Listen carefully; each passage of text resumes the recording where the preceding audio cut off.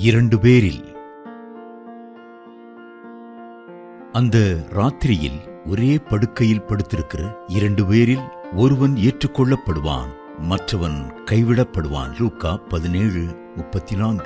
கர்த்தர் சீக்கிரமாய் வருகிறார். அவருடைய வருகை நிச்சயம். அவருடைய வருகைக்காக நாம் ஒவ்வொருவரும் ஆயத்தப்பட வேண்டியது நம்முடைய கடமை.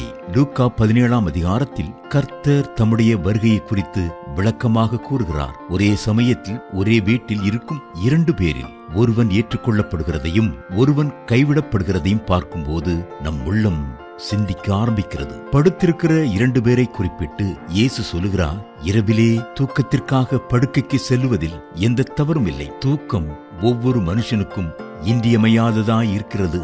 வெளிப்பார்வைக்கு 2 பேரும் தூங்கிக் கொண்டிருந்தாலும் 2 பேரின் உள்ளங்களின் ஆயத்தங்களும் வித்தியாசமானவை.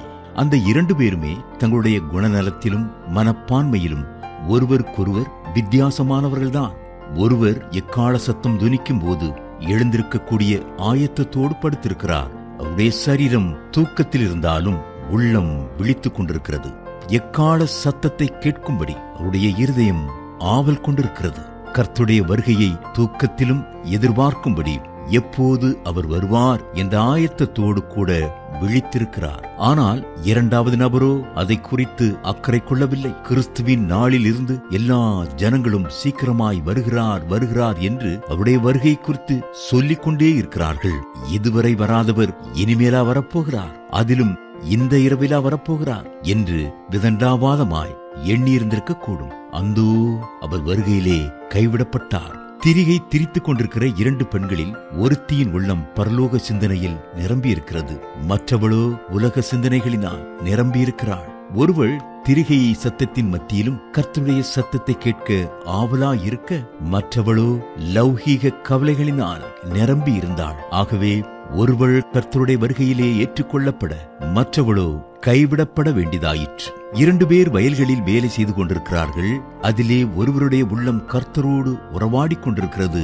அறுவடை மிகுதியான இந்த வேளையில் வேலையாட்களை அனுப்பும் ஆண்டவரே, ஊழியர்களை எழுப்பும் ஆண்டவரே என்று அவர் ஜெபித்துக் கொண்டிருந்திருக்க வேண்டும். மற்றவரோ பக்கத்தில் உள்ள வயலை பார்த்து பொறாமை கொண்டு பல தீய காரியங்களை எண்ணியிருந்திருக்க கூடும். அல்லது தன் ஆத்துமாவை பார்த்து, ஆத்துமாவே, உனக்காக ஏராளமாக தானியத்தை சேர்த்து வைக்கப் போகிறேன், களஞ்சியங்களை இடித்து பெரிதாக கட்டப்போகிறேன் என்று சொல்லியிருந்திருக்க கூடும். அந்தோ எதிர்பாராத விதமா எக்கால சப்தம் துணிக்கவே உலக சிந்தனையுள்ளவர் கைவிடப்பட வேண்டியதாயிற்று. தேவ பிள்ளைகளே, இப்பொழுதே வருகை இருக்கும் என்றால் வருகையிலே நீங்கள் காணப்படுவீர்களா?